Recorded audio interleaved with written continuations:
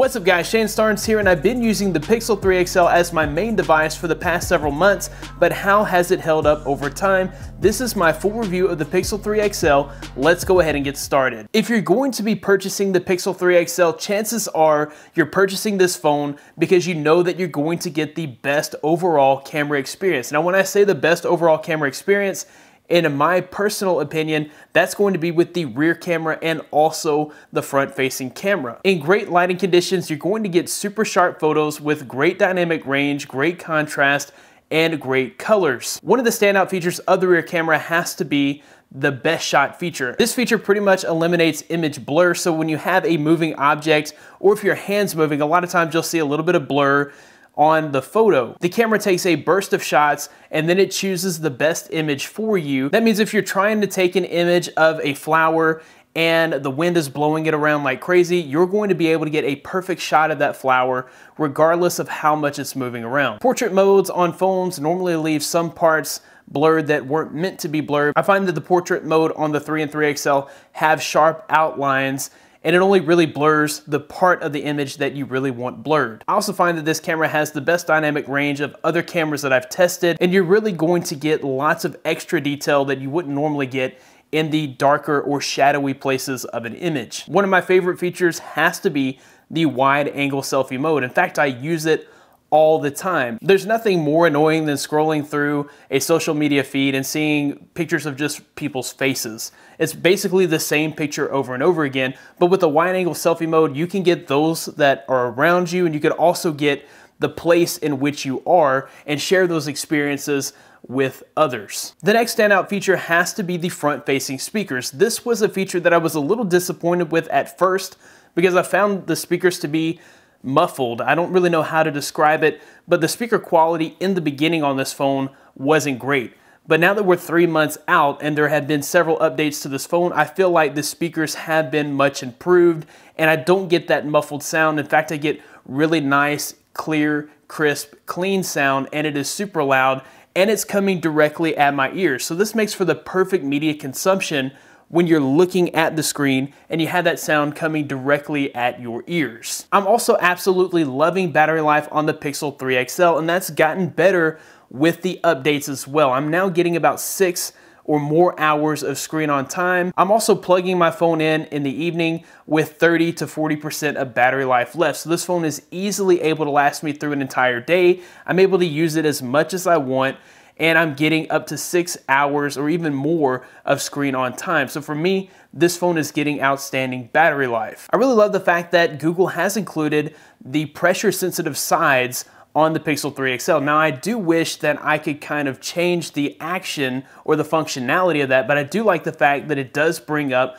Google Assistant. I find it much less awkward to just squeeze my phone and bark a command at Google Assistant than it is to call out, "Okay Google," and then have to make that command. I'm also sorry for activating your voice assistant on your phone. Call screening is an included feature that I love with the Pixel 3 and 3 XL. I'm hoping that this is kind of a pioneer feature from Google that will eventually be available for all Android devices. But if you're like me, you get bombarded with telemarketers calling you day in and day out. You get called by random people you don't know, and sometimes you just swipe those calls away. What if a call comes in that really is important that you really need to get to, or are you just gonna hang up on that person because you don't know the number? With call screening, you can press a button, Google answers the phone for you, they allow that person a time to say their name and why they're calling, and then you can make the decision of whether or not you want to receive that call. If you find that that was a junk or spam call, you can mark it as such and actually block that number to where they can't call you back in the future. This just seems like a no-brainer feature, and I'm glad that Google has brought it to the Pixel 3. Another feature that I absolutely love with the Pixel 3 and 3 XL is the free, high-quality photo backups. Every time you purchase a new Pixel phone, you're gonna get 2 years of free backups for everything. So it's unlimited. You can store all of your photos to Google's cloud. Team that up with a Google Assistant enabled smart display, and you have a free picture frame of every photo that you've ever taken on your Pixel device. You can even sync this up with other phones with your Google account, and those photos will also be included in your storage. So I have pretty much every phone in my house synced up to my account, and we all get that free photo storage, which is a great perk. As you can tell, I'm really enjoying my experience with the Pixel 3, but there are some things that are just a little annoying to me that maybe can be changed on next year's Pixel. The notch is entirely too deep. I understand that it's for that front-firing speaker. I just wish that it could have been a little more shallow. One thing that I don't like is that there's no easy way to change the settings to hide the notch. You actually have to go to a third-party app to hide that notch. And the notch actually gets in the way of even Google's own apps. Another thing that was quite disappointing on the Pixel 3 XL is the fact that I'm actually noticing quite a bit of lag and quite a bit of jank with Android Pie on this device. And I'm not sure if that's because it only has 4 GB of RAM. I am noticing from time to time that there is actual lag when opening applications, and even when just going from screen to screen in applications, you can see some noticeable lag. And it doesn't happen all of the time. It's going to happen maybe 2 or 3 times per day, but it's going to remind you that, hey, that lag is there. When it comes to performance, I will say that RAM management has gotten a lot better as far as apps having to reload from scratch. It was ridiculous in the beginning, but with these updates, that part has improved. But lag going from screen to screen and opening an app for the first time after it's been closed, you can notice a little bit of that lag. Another thing that annoys me that probably won't annoy most people because maybe they've gotten past it is the fact that there is no headphone jack.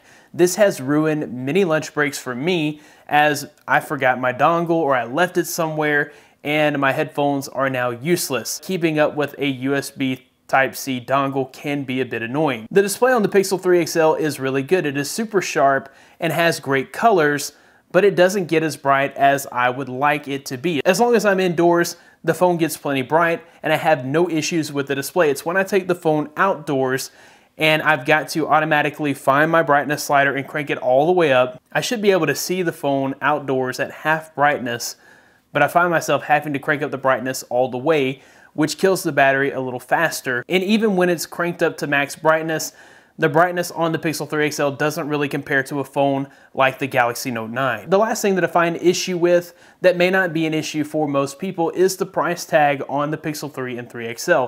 The only remarkable thing about this phone is the camera, and that's the main reason that anybody would purchase the camera. That and the software experience, things like call screening and free photo storage, but I'm not sure that even those features warrant the steep price tag. However, Google's done a really good job of discounting the Pixel 3 and 3 XL to make it more reasonable for what it is. Right now, you can get $100 off the Pixel 3 and $150 off the 3 XL, making this still a pretty good deal. All right, guys, these are my thoughts on the Pixel 3 XL after having used it as my main device for 3 months. What are your thoughts on this device? Is it worth the price tag? Do you think that Google has put out the perfect phone here, or do you think that there are things that they could improve in? Let me know in the comments below. That about wraps it up for this video. If you liked the video, be sure to give it a big thumbs up. Subscribe to this channel for more content like this in the future. Thanks guys for watching. Be blessed. I'll see you in the next one.